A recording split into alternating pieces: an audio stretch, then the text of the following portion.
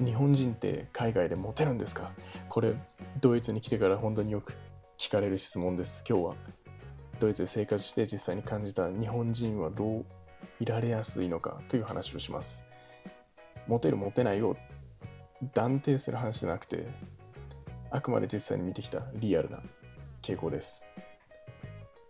ちなみに先月フランスに行ってきましたので、そうですね、大体カールスルーエからシュトラスブークに向かう途中の高速道路ですね。日差しが強くて見にくいかもしれないですけども、ぜひドイツからフランスに向かう高速道路のビデオをお楽しみください。先に結論を言うと、日本人女性は正直かなりモテます。一方で日本人男性はそのままだと難しい場面もあります。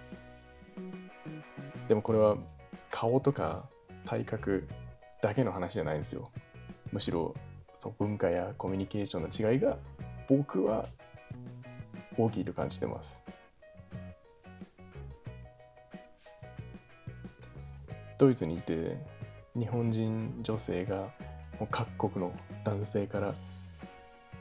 アプローチされている場面をもう何度も見たんですけど、正直言葉があまりできなくてもです。相手はドイツ人だったり他のヨーロッパの国の人だったり、本当に様々です。日本やアジアに特別な興味がない男性からも普通に声をかけられてます。これは海外に来て一番驚いたことの一つでしたね。まあ聞いてたんですけど、でもやっぱり驚きましたね。でもやっぱり日本人女性は落ち着いている、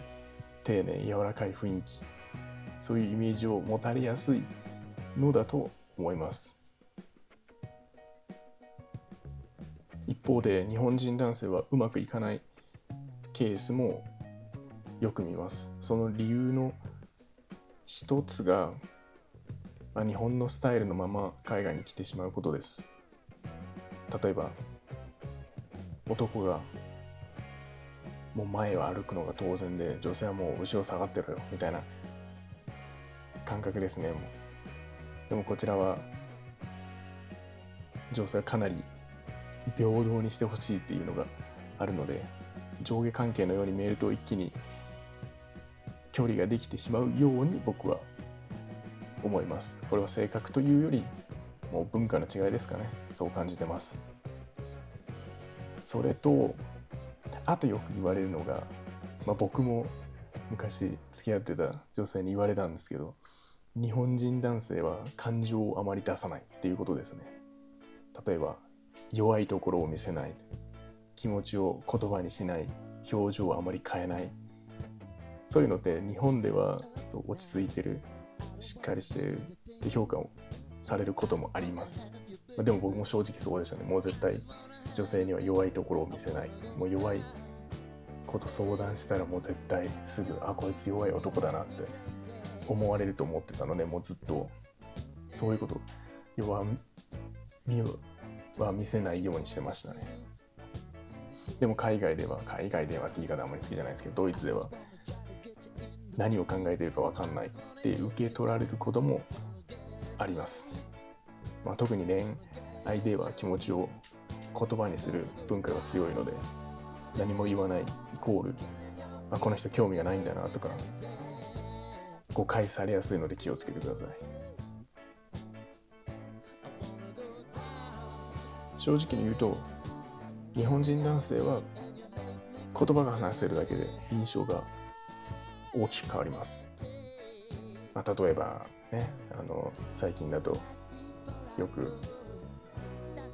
インスタグラムか TikTok かなんかでよく日本人が話せる人が出てますけど、あれは正直ね、僕は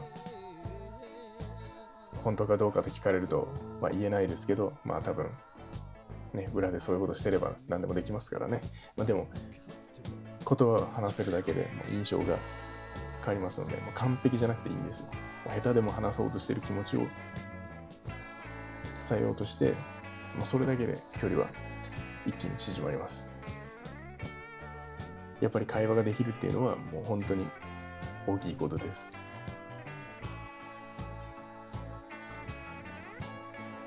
もちろん全く言葉ができないのに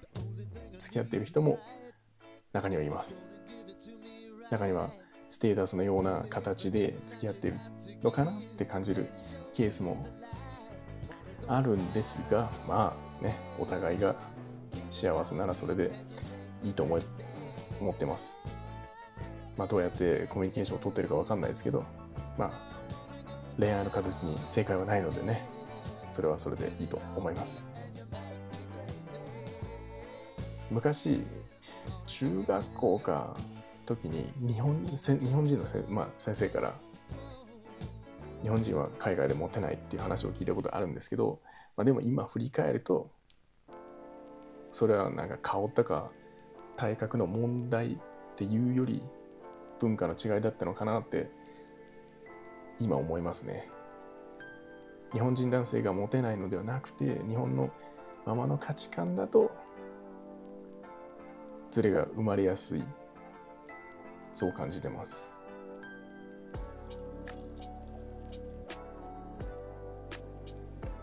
ちなみに今から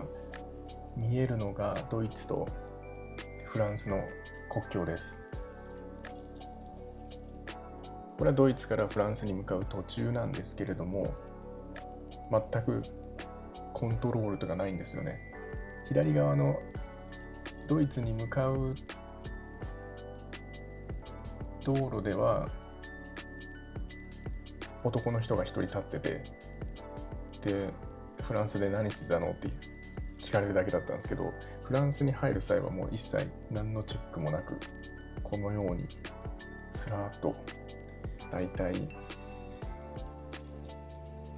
10キロ20キロのスピードで走るぐらいで何もチェックはなかったですね。だから本当にパスポートとか一応アオスバイスっていうか証明書とパスポートは持ってたんですけど、何もなくフランスに入ることができました。ということで皆さん、今回はいかがだったでしょうか。日本人がモテるかどうかというよりも、海外ではどう見られているか、どうコミュニケーションを取るかがとても大きいです。でも言うてもやっぱり相手が日本に興味があったりアジアに興味があったりすれば、やっぱり共通の話題があって盛り上がって付き合うということになりますから、それも一つの手段というか付き合い方だと思います。そしてもう一つ、よく聞かれるのが、じゃあ実際どこで出会うんやという質問です。で、この海外やドイツでの出会い方については次の動画でリアルに話そうと思います。興味がある人はぜひ次の動画も見てください。もし動画が良かったらいいねと